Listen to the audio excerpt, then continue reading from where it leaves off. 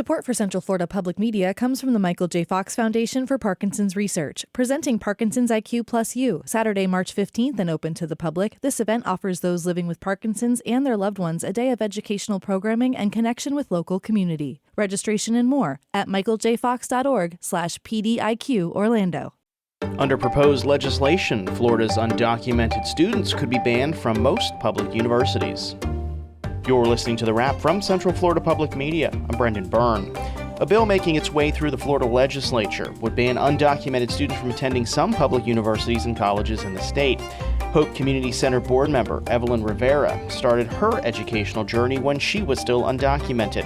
The mom of three, wife, and paralegal says being able to attend a Florida public university changed her life. It's been a door to opportunities.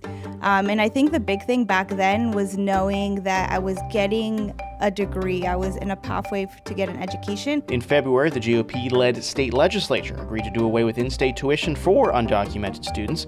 When it comes to this legislation, supporters say undocumented students shouldn't be allowed to take seats away from Americans. A look at the proposed bill and its possible effects. That's ahead on The Wrap. The big stories this week from Central Florida Public Media. But first, these headlines.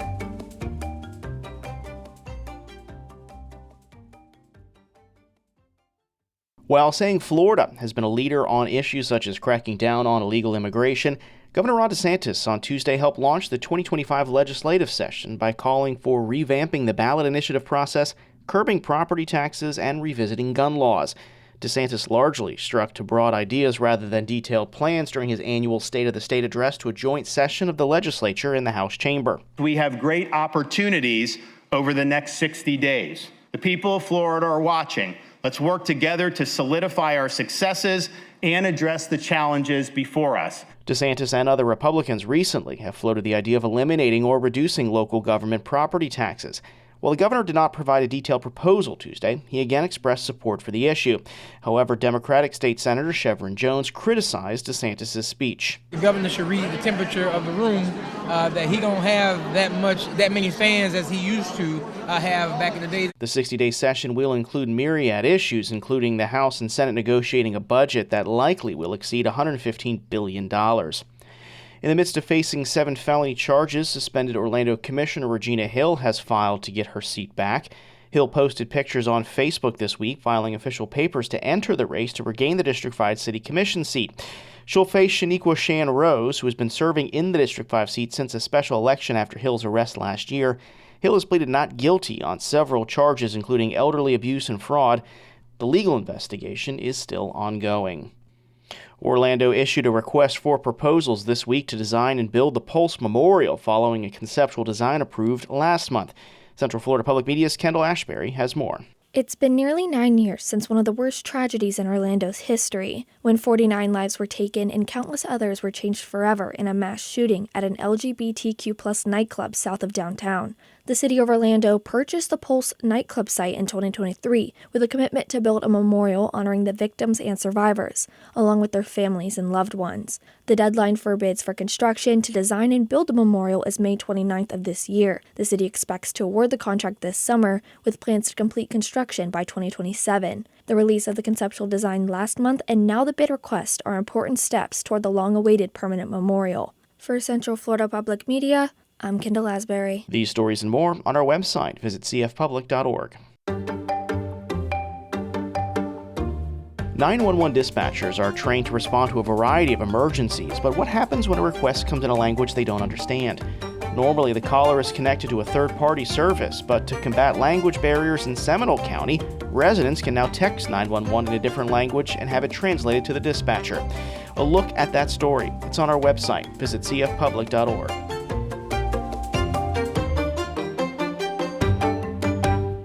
A bill expected to receive a vote this legislative session would ban undocumented students from attending most Florida public universities and colleges. Central Florida Public Media education reporter Danielle Pryor has more on the proposed legislation. It's a rainy, cold January day, and Evelyn Rivera has met up to talk to me at Hope Community Center in Apopka, where she's a member of the board. She's a paralegal, a wife, a mom of 3, and a college graduate. She also grew up undocumented. Yeah, so my family and I, we're from Colombia, specifically my parents and myself. My sisters were actually born here in the U.S., so they are U.S. citizens. And I grew up here since I was 3 years old in the state of Florida. So I've been here for over 30 years now. Rivera says Florida is the only home she's known. She says it wasn't even a question that she'd go to a Florida university, so she chose Seminole State College. Her associate degree was the first step on her path to becoming a paralegal. It's been a door to opportunities. And I think the big thing back then was knowing that I was getting a degree. I was in a pathway to get an education. But Rivera is concerned other students who are in a similar position now may not be able to achieve the same. Republican State Senator Randy Fine has filed a bill that would ban undocumented students from going to most Florida universities. So today I've filed SB 244, which would add to the no in-state tuition for illegal immigrants a requirement that says at Florida's highly competitive colleges and universities, aka those that cannot serve everyone who wishes to go to them, they no longer can accept illegal immigrants to attend at all. The bill would apply to all undocumented students, including Dreamers, and it would ban these students from attending competitive schools like Seminole State College, the same one Rivera attended. Competitive schools accept less than 85% of applicants. Fine says he's worried that undocumented students are taking away seats from Americans. During a recent special legislative session, in-state tuition vouchers for undocumented students were discontinued. Now UCF professor Aubrey Jewett is worried about another possible barrier. And wouldn't it be better for us as a society if we allowed people to fulfill their potential and get an education and be able to work better paying jobs and to be able to contribute more to society instead of potentially having low paying jobs, needing to be on welfare, needing to be on the SNAP program, needing to be on Medicaid. Gabby Pacheco says undocumented students have made the state better by going to college. She works for the Dream.us, which helps undocumented people get scholarships. She says if Senator Fine's bill passes, undocumented young people won't leave Florida. They'll just drop out of high school. We know 16, 17-year-olds how they are, right? And they don't necessarily see the bigger picture of even how important a high school degree is. They're just going to say, I'm just going to go to work, right? And why should I dream and why should I have hopes for a better future? Back at Hope Community Center, Evelyn Rivera says she thinks students will still keep trying to find programs that accept them like she says she would have. It's something that was always ingrained in me and my sisters, education and the importance of that. And so I think it would be very difficult. I don't think I would move out of state because Florida really has been my home for so many years. So I think I would just have to keep finding ways, finding a school, a program that would let me at least take one class at a time. Supporters of Fine's bill say undocumented students could still attend a handful of less competitive schools in Central Florida, albeit at out-of-state rates, which can be 4 times higher. Fine's bill will be taken up at the March session of the legislature. Danielle Pryor, Central Florida Public Media. That's it for the wrap this week, but stay listening. Last year, thousands of kids across the state of Florida were dropped from Medicaid after numbers swelled during the pandemic, and they found new health insurance via Florida's Children's Health Insurance Program, or CHIP. But for some of the sickest and most vulnerable, they no longer have access to life-saving medications and weekly therapies.